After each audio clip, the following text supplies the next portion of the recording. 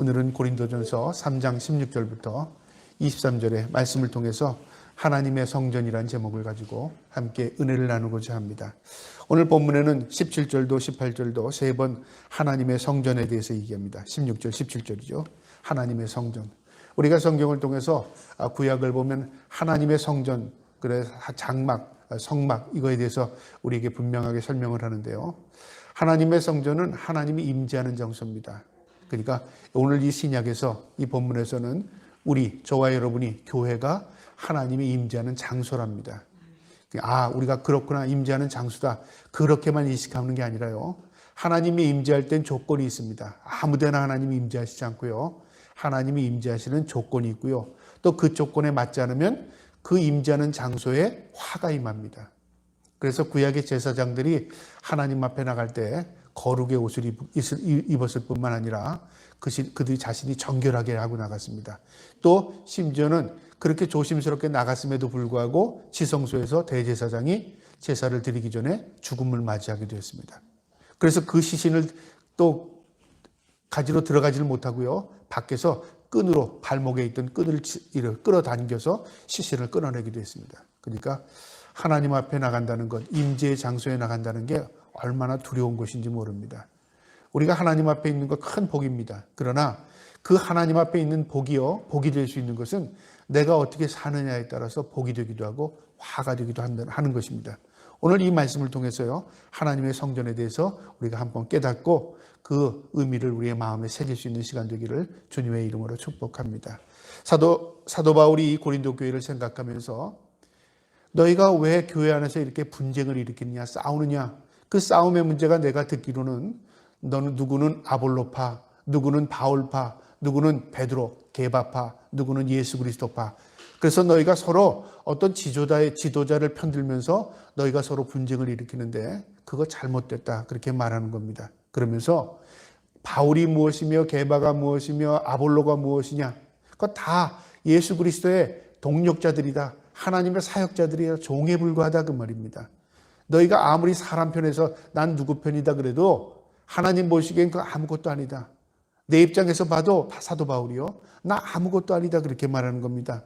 오직 하나님 예수 그리스도만이 주체시다, 그 말입니다. 그러면서 나는 그저 동력자로서 하나님이 시킨 일을 감당할 뿐이고 내가 잘했으면 하나님 나에게 상을 줄 것이고 내가 잘못됐다면 그거에 대한 내가 화를 입을 것이다, 그렇게 말합니다. 그러면서 일을 할 때 바로 하랍니다. 동력자로서 어떻게 바로 하냐면요, 마치 건축자가 지혜로운 집을 짓듯이 그 터 위에, 예수 그리스도 터 위에 잘 지어갈 때에 하나님 앞에 상을 받는 것이다. 그 예수 그리스도 터 외에, 터가 아닌 다른 터 위에 아무리 호화롭고 아름답게 집을 지어도 그것은 결국 하나님과 관계없는 터다. 그래서 분명한 것은 예수 그리스도의 터 위에 교회를 세워야 한다. 예수 그리스도의 터 위에 내가 일을 해야 하나님 앞에 상급을 받는다, 그 말입니다. 예수 그리스도의 터는 무엇을 말하냐면 말씀 위에, 그 말이죠. 예수 그리스도는 이 땅에 말씀이 육신이 되어 오신 분입니다. 교회는 하나님의 말씀 위에 세워야 합니다. 그런데 교회가 하나님의 말씀 위에 세우지 않으면 그거는 모양은 교회일지라도 교회가 아니고요, 우리의 신앙이 하나님의 말씀 위에 지어지지 않으면 우리가 신앙인이라고 믿는 사람이라고 하나님을 믿는 사람이라고 말할지라도 그것은 하나님과 관계없는 신앙이 되는 것입니다. 그래서 잘 세워라, 예수 그리스도 위에. 그러면서 사도 바울이요, 마지막으로 또 뭐라고 말했냐면 예수님을 만나는 그때, 하나님이 이 땅에 다시 심판주로 오실 그때에 우리에게 공적을 시험할 것이다, 그 말이죠. 불로 그걸 태운답니다. 그래서 남는 것은 상을 받고 그 다음에 모두 다 타버리는 것은 해를 받는답니다. 그러니까 마지막 때 하나님 앞에 섰을 때 하나님께서 공적을 우리에게 시험, 테스트하신다, 그 말이죠. 남는 것이 뭐냐? 바로 하나님 말씀밖에 남는 거 없다, 그 말이죠. 그리고 그 말씀에선 우리의 믿음이 하나님 앞에 보여지는 것입니다. 세상에 그 어떤 것도 우리의 공로, 업적, 그 어떤 것도 다 타버리고 없어지는 것입니다. 무엇만 남습니까? 내가 하나님 앞에서 믿음으로 산 것, 그거 남는다, 그 말입니다. 자, 그러면서 오늘 본문 16절에 이제 그렇다면 하나님이 우리를 보시는 것 바로 믿음이고 우리가 세워지는 것 예수 그리스도의 말씀 위에 세워지는 것이라면 우리는 뭐냐, 그 말이죠. 정체성에서 이야기하는 겁니다. 16절에 이렇게 시작합니다. 너희가 하나님의 성전인 것과 하나님의 성령이 너희 안에 계시는 것을 알지 못하느냐? 무슨 말이냐면요. 알지 못하느냐? 모른다는 얘기가 아닙니다. 당연히 아는 거 아니냐 그 말이죠. 무엇을 아느냐? 우리가 하나님의 성전인 것을 알지 못하느냐? 우린 모두가 예외 없이 너나 나나 다 하나님이 임재하는 성전이고, 또 우리가 모여 있을 때 교회라는 것도 하나님이 임재하는 장소라 그 말이죠. 그러니까 여기서 두 가지 개념이 함축되어 있는 겁니다. 우리 개개인이 하나님의 성전이고요. 개개인이 모여서 하나님의 또 택함 받은 백성이 모인 무리, 교회가 성전이 되는 것입니다. 교회만 성전이 아닙니다. 또 건물이 성전이 아닙니다. 건물은 그래서 예배당 그렇게 말합니다. 예배하는 처소, 장소의 의미입니다. 이처럼 저와 여러분이 하나님이 임재하는 성전이고, 그 다음에 하나님을 섬기는 하나님의 택함 받은 백성들이 모이는 곳이 교회가 바로 성전이 되는 것. 그거 알지 못하느냐 그 말입니다. 그러면서 16절에 누구든지 하나님의 성전을 더럽히면 하나님이 그 사람을 멸하시리라. 하나님의 성전은 거룩하니 너희도 거룩하라. 거룩하랍니다. 하나님의 성전이 거룩해야만 하나님이 임재할 수 있다. 만약에 그 성전이 거룩하지 못하면, 더럽혀지면 하나님의 심판이 임한다 그 말이죠. 그러니까 성전이 하나님 보시기에 거룩하면 하나님이 임재하시고, 성전이라고 우리가 말하되 그것이 하나님 앞에 거룩하지 못하면 그 모인 자들이 화를 입는다 그 말이죠. 마치 구약의 제사장들이 하나님 앞에 나가는 걸 두렵고 떨림으로 나갔던 것처럼 우리가 바로 그런 존재라 그 말이죠. 그래서 우리는 만민 제사장이라고 말합니다. 모두가 제사장입니다. 그런데 우리가 제사장이 될 수 있는 것은 하나님이 우리를 제사장 삼으셨습니다. 그런데 우리가 직접 하나님 앞에 제사하는 자가 아니라 대제사장이신 예수 그리스도께서 우리의 중보자가 되십니다. 그래서 예수 그리스도의 이름으로 우리가 하나님 앞에 나갈 수 있는 제사장의 역할을 감당하는 것입니다. 이게 성경이 우리에게 가르쳐 주는 겁니다. 우리가 하나님의 성전이랍니다. 그러면 성전은 거룩해야 되고 구별돼야 되고 하나님이 임재할 수 있도록 깨끗한 처소가 돼야 된다 그 말이죠. 여기에 우리의 책임과 의무가 따르는 것입니다. 그러면서 18절에 아무도 자신을 속이지 말라. 너희 중에 누구든지 이 세상에서 지혜 있는 줄로 생각하거든 어리석은 자가 되라. 그리하여야 지혜로운 자가 되라. 자신을 속이지 말랍니다. 그러니까 나는 깨끗해, 나는 거룩해, 난 믿음이 있어. 그거 다 하나님 앞에 아무것도 아니라 그 말이죠. 하나님 보시기에 믿음이 있어야 되고요. 하나님 보시기에 깨끗해야 되고 하나님 보시기에 정결해야 되는 것이라 그 말이죠. 내 입장에서 내가 그렇다. 나는 하나님 보시기에 이런 자라라고 말한다면 그것은 내 자신을 속이는 것이고요.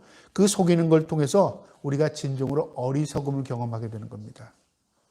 여러분, 하나님이 인정한다는 거 쉽지 않습니다. 우리가 하나님 앞에 선다는 말이죠. 코람데오. 하나님 보시기에 하나님이 나를 어떻게 보실지 우린 모릅니다. 그러나 하나님께서는 우리를 거룩하게 구별하셨습니다. 그리고 하나님께서 우리를 부를 때 거룩한 백성이라고 불러주셨습니다. 그러니까 하나님 우리께 그렇게 봐주시는 겁니다. 근데 이것을 우리를 왜 그렇게 봐주시는가? 예수 그리스도께서 우리를 대속해서 죽으셨기 때문에 우리가 그 대속의 은혜를 덧입고 하나님께서 우리를 거룩한 백성으로 봐주시는 겁니다. 여기서 착각하면 되지 않습니다. 아, 난 거룩하구나. 이게 잘못되는 겁니다. 우리는 하나님 앞에 설 때 우린 죄인의 모습으로 쓴 겁니다. 하나님 우리를 봐주실 때 예수 그리스도를 통해서 보시기 때문에 우리가 거룩한 백성이 되는 것입니다. 그러면 우리는 어떻게 살아야 되죠? 아, 내가 부족하지만 예수 그리스도의 모습을 닮아가야 되겠구나. 하나님이 기뻐하는 거룩한 삶을 살아야 되겠구나. 그래서 늘 하나님의 초점을 맞추고 살아가는 겁니다. 세상에서 보면 어떻죠? 저 사람 참 어리석어. 눈에 보이지 않는 하나님을 마치 있는 것처럼 믿어. 저런 행동하는 거 보니까 세상 사람들 같지 않아. 참 어리석은 행동만 하고 있어. 그래서 세상 사람이 볼 때는 어리석게 본다 그 말이죠. 그러나 하나님 보시기에는 그런 사람이 지혜로운 사람이랍니다. 이 말이 바로 그 말입니다. 18절에 아무도 자신을 속이지 말라 그 말은 내가 내 자신을 속일 수 있고요. 뿐만 아니라 다른 사람을 내가 속일 수 있습니다. 그러면서도 우리는 속인다고 생각하지 않고 내가 스스로 나를 속인다고 생각하지 않아요. 왜 그런 착각 속에 빠질까요? 반복하면 착각에 빠집니다. 우리가 우리를 쇠뇌시키고요. 다른 사람을 우리가 쇠뇌시키면 우리가 그 착각에 머물게 됩니다. 그래서 반복되는 단어를 반복하면은 처음에는 아니야 그러다가도 나중에는 그런가 그러다 그렇대로 믿어요. 그래서 쇠뇌교육이라는 게 있고요. 공산당들이 잘 쓰는 쇠뇌. 집합 사람들을 모아놓고 쇠뇌시키는 겁니다. 반복해서 그것을 교육하면 쇠뇌당해요. 그래서 결국 어떻게 되면 조종당하는 것입니다. 하나님은 우리를 반복해서 쇠뇌시키거나 조종하지 않습니다. 우리에게 자유의지를 주셨어요. 믿음으로 고백하게 하시고 그 믿음으로 우리가 스스로 주님을 따를 수 있도록 우리 자아의지를 가지고 하나님을 섬길 수 있도록 합니다. 굉장히 인격적이십니다. 그 인격적임이 너무 크시기 때문에 우리가 때로는 그 인격, 하나님의 그 인격의 속성 아래서 우리가 교만하거나 우리가 하나님을 우습게 여길 때가 있다는 거죠. 여러분 그걸 두려워해야 합니다. 하나님께서 뭐라고 자신을 속이지 말랍니다. 지혜 있는 줄 생각하거든 어리석은 자가 되라. 네가 지혜롭고 싶으냐? 그러면 네가 진정으로 어리석은 자라고 고백하라. 하나님 앞에 섭니다. 우리가 세상 사람은 나 예수 믿어, 나 어리석어. 그 모습 보이라는 게 아닙니다. 우리가 세상 사람들한테 야, 저 사람 참 어리석어. 믿는 게 참 어리석어. 라고 말할 때는 그 사람들이 뭘 봐야 되는 거예요? 내가 어리석은 모습을 봐서 그 사람들이 그렇게 한다면 내가 잘못 믿은 거죠. 그러나 야, 우리하고는 좀 달라. 우리는 이렇게 해야 잘 사는 것이라고 말하고 우리 이렇게 해야 세상에서 유익하다고 생각하는데 저 사람은 자신이 손해보는 쪽을 택해. 그리고 저 사람은 믿음의 길을 택해. 참 어리석은 것 같아. 이게 지혜로운 사람입니다. 그러니까 하나님의 관점, 기준에서 우리가 세상 속에 있지만 세상 사람들이 볼 때 우리의 관점이 다르기 때문에 어리석게 보이는 것, 그게 믿음이라 그 말입니다. 그래서 세상의 관점으로 판단하면요, 믿음이라는 것은 다르게 보일 때가 참 많습니다. 19절에요. 이 세상 지혜는 하나님께 어리석은 것이니 기록된 바 하나님은 지혜 있는 자로 하여금 자기 꾀에 빠지게 하시느니라 하셨고, 이 세상 지혜는 하나님 보시기에 어리석답니다. 뭐가 그럴까요? 세상에 그런 것들이 굉장히 많습니다. 우리가 인생을 살다 보면 과거에는 내가 참 그게 지혜롭다고 생각했는데 시간이 지나고 나니까 아유, 내가 참 어리석은 행동이었구나. 나중에 그것이 분명히 드러날 때가 있을 겁니다. 우리가 마지막 때 하나님 앞에 서는 날이요. 야, 진짜 하나님, 내가 인생을 살 때가 잘 살았다고 생각했는데 이게 진짜 어리석었네요. 이게 진짜 내가 어리석은 행동을, 어리석은 걸 추구하며 살았네요. 그런 것들이 너무나 많을 겁니다. 성경에 보면 에스더서에요, 하만이라는 사람이 나옵니다. 이 사람은 권력력이 굉장히 강했던 사람입니다. 그 당시에 바사왕이었던 아수르의 왕이요, 127도를 다스렸습니다. 그러니까 인도에서 아프리카까지 다스리는 이 유럽 전역, 중동 전역 지역을 다스렸던 왕이었습니다. 그러니까 어마어마하게 큰 나라를 다스렸죠. 거기에 2인자가 되려는 욕심을 가지고 있던 사람이 하만이었어요. 그런데 그 욕심을 이루려면요, 모르드게라는 사람을 처형해야 돼요. 그 사람이 자기의 수하에 들어오질 않는 겁니다. 그래서 모르드게가 유대인인 걸 알고 유대인들을 다 처단하려고 음모를 꾸밉니다. 그래서 그 음모에 그만 휘말렸어요. 아하수에르가 자기도 모르게 그 명령을 내렸어요. 근데 이 시기에 이 왕으로 있던 자가 에스더였습니다. 이 에스더는 그런 의식이 없었어요. 근데 삼촌 모르드게가 에스더에게 찾아와서 그렇게 말합니다. 지금 이 이스라엘 민족, 우리 유대인들이 다 죽게 되었는데 네가 여기에서 안위하고 있을 자리가 아니다. 네가 왕으로 있다고 해서 너 행복하다고 해서 너 참 잘했다. 하나님이 너 인정하는 거 아니야. 네가 여기에 있는 것은 하나님의 뜻이 있는 거야. 하나님께서 너를 이 자리에 앉힌 것은 하나님께서 너를 통해서 이스라엘 민족을 구원하기 위한 하나님의 섭리가 있는 거야. 처음에는 에스더가 그것을 잘 이해하지 못했을 겁니다. 그러나 묵상하고 깊이 생각해 보니까 내가 왕으로 있는 게, 왕후가 중요한 게 아니라 내 사명을 감당하는 게 더 중요한 것이구나 깨닫고 내가 죽으면 죽으리라 하고 왕 앞에 나가서 자기 백성들을 탄원합니다. 청원합니다. 우리 백성이 죽게 됐습니다. 왜 너희 백성이 죽느냐? 예, 우리 백성이 이런 음모에 빠져서 우리가 죽게 되었습니다. 그 음모를 꾸민 자가 누굽니다? 바로 이 옆에 있는 하만 장군입니다. 그걸 얘기했어요.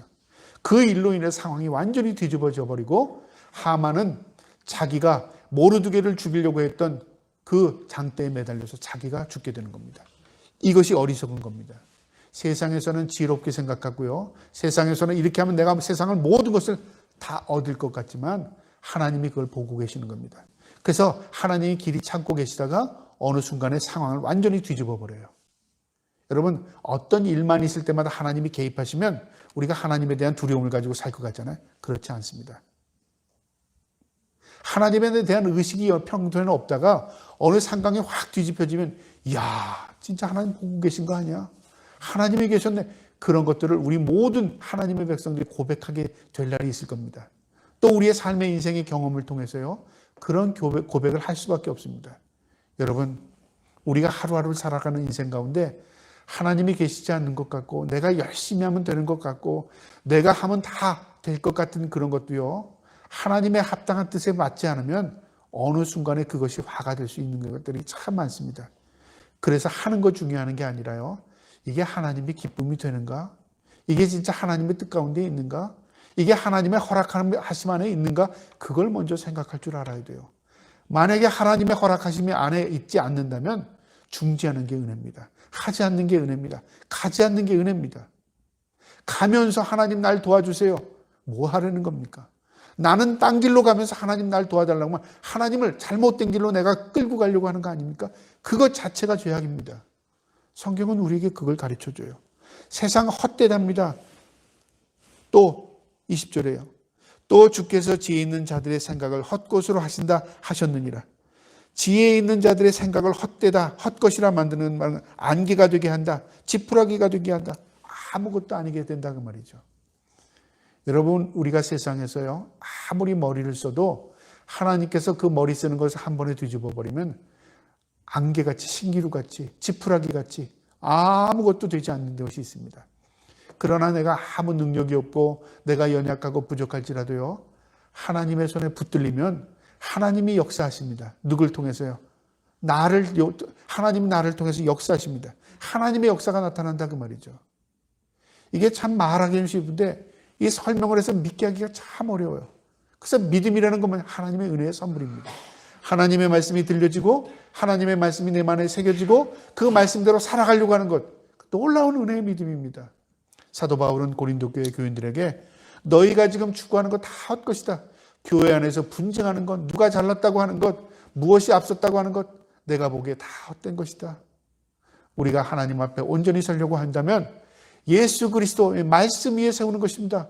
그리고 그 말씀이 내 삶을 지배하는 것이다. 그리고 우리가 예수 그리스도 안에서 한 몸 이루는 것이다. 그것이 참된 지혜야. 그걸 가르쳐주는 겁니다. 그러면서 21절에요. 그런즉 누구든지 사람을 자랑하지 말라. 만물이 다 너희 것임이라. 사람을 자랑하지 말랍니다. 사람은 사람처럼 자랑하지 말라. 너희가 이 세상에 있다고 너도 사람이고 모두가 사람이니까 사람들은 서로 자랑합니다. 나 이거 가졌어. 나 이런 자리에 있어. 나 뭐 했어. 서로가 대상이 사람입니다.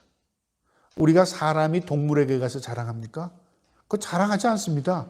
사람이 자랑할 수 있는 것은 사람에게 가서 합니다. 그렇죠? 그러니까 도토리 기재기예요. 하나님 보시기에는. 그런데 하나님께서 다 너희 것임이랍니다. 하나님의 백성, 하나님이 우리를 위해서 다 주실 수 있는 분이시고 우리를 위해서 다 허락하신 것입니다.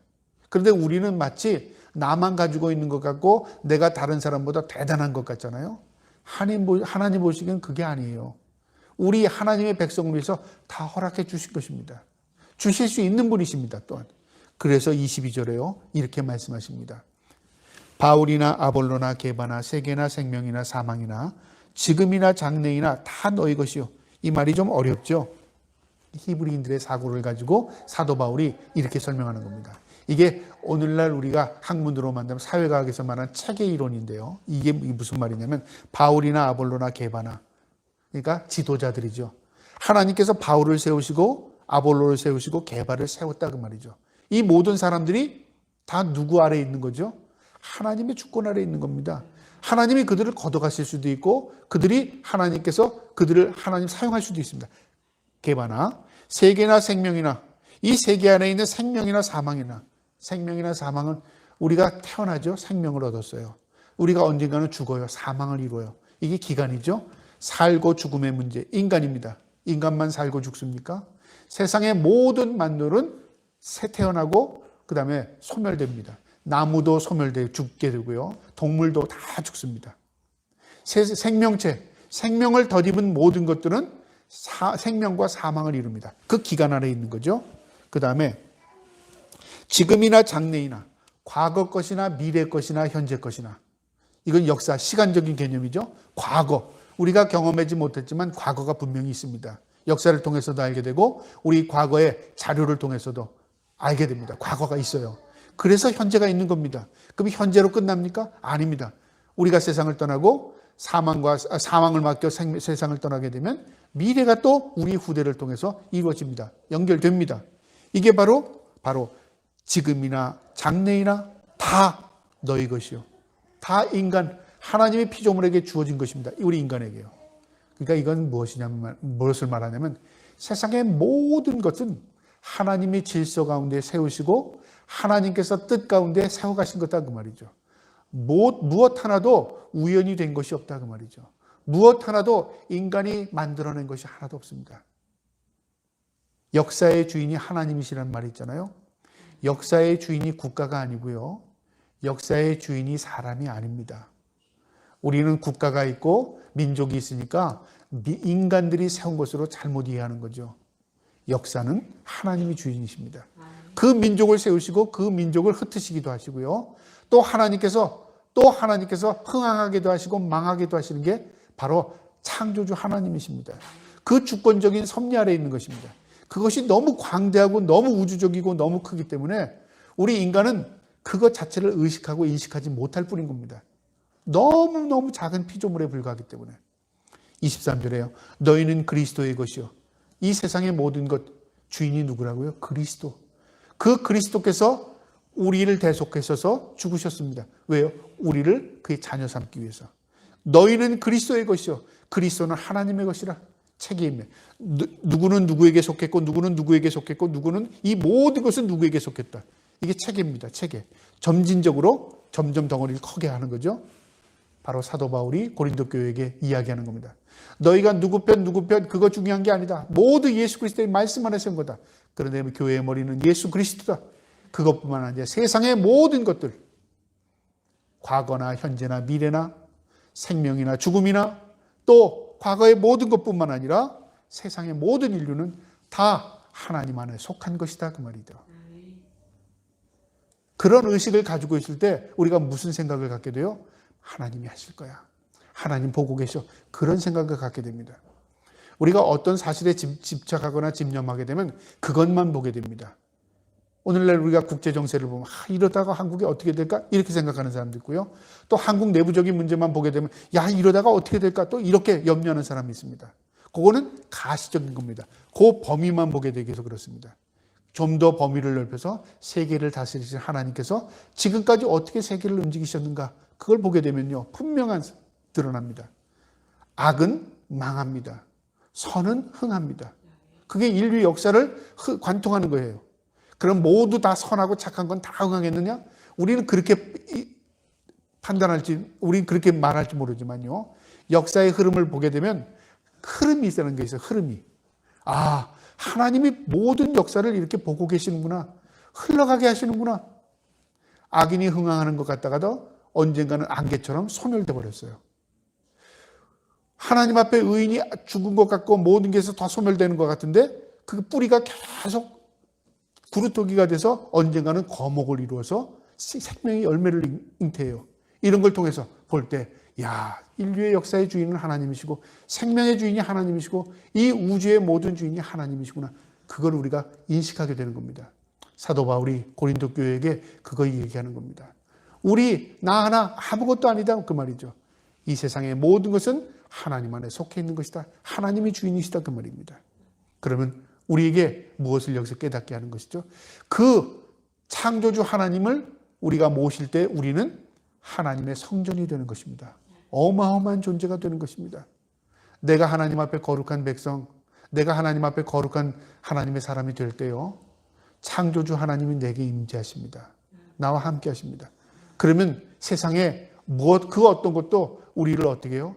우리를 실족하지 못합니다. 오늘 이 말씀에서 우리에게 주는 교훈인데요. 하나님의 성전, 바로 저와 여러분이 하나님의 성전이고 우리가 모여있는 교회, 구원받은 백성이 모여있는 교회가 하나님의 성전입니다. 그러면 이 하나님의 성전은 거룩할 때 하나님이 임재하십니다. 여러분 중요한 사실입니다. 거룩. 우리가 그리스도인들이 힘써야 할 것은 무엇이냐면 거룩입니다. 내가 거룩하니라고 그랬어요. 너희만 거룩하라고 하나님 말씀하시지 않았어요. 하나님께서 보이는 내가 거룩하다. 그러니 너희도 거룩해라 그 말이죠. 내가 거룩하기 때문에 너희가 거룩하지 않으면 하나가 되지 않아. 내가 너희 안에 너희가 내 안에 있을 때 너희가 진정으로 거룩해지면 하나님이 너희와 동행하고 함께하는 것이야. 그래서 그리스도인들은 어떤 삶을 살아야 됩니까? 거룩한 삶을 살아야 하는 것입니다. 저와 여러분이 하나님 앞에 거룩한 백성, 거룩한 교회 될 수 있기를 주님의 이름으로 축복합니다. 에베소서 5장 8절에요. 이런 말씀이 있습니다. 너희가 전에는 어둠이더니 이제는 주 안에서 빛이라. 빛의 자녀들처럼 행하라. 우리가 과거에 구원받지 못했을 때는 어둠이었답니다. 그런데 이제는 빛이 되었답니다. 왜요? 하나님이 빛이기 때문에. 그래서 빛처럼 행하랍니다. 그래서 예수님께서 우리에게 너희는 세상의 빛이라. 너희는 세상의 소금이라 그렇게 말한 겁니다. 이것이 그리스도인의 삶입니다. 또 데살로니가전서 3장 13절에는요. 주 예수께서 그의 모든 성도와 함께 강림하실 때 하나님 우리 아버지 앞에서 거룩함에 흠이 없게 하기를 원하노라. 우리가 하나님 앞에 서는 날, 주님이 강림하시는 날, 이 땅에 오시는 날 우리가 하나님 앞에 뭘 보여요? 거룩함을 보인답니다. 거룩함 앞에 흠이 없게 되기를 원한다. 그렇게 살아라 그 말이죠. 이것이 그리스도인의 삶입니다. 저와 여러분이 하나님 앞에서 거룩한 자, 이 땅에서 빛과 소금의 직분을 감당하며 살기를 주님의 이름으로 축복합니다. 또 오늘 이 말씀이 주는 교훈은요. 내가 거룩해지는 것, 내가 거룩할 수 있는 것, 교회가 거룩할 수 있는 것 한 가지입니다. 하나님 말씀입니다.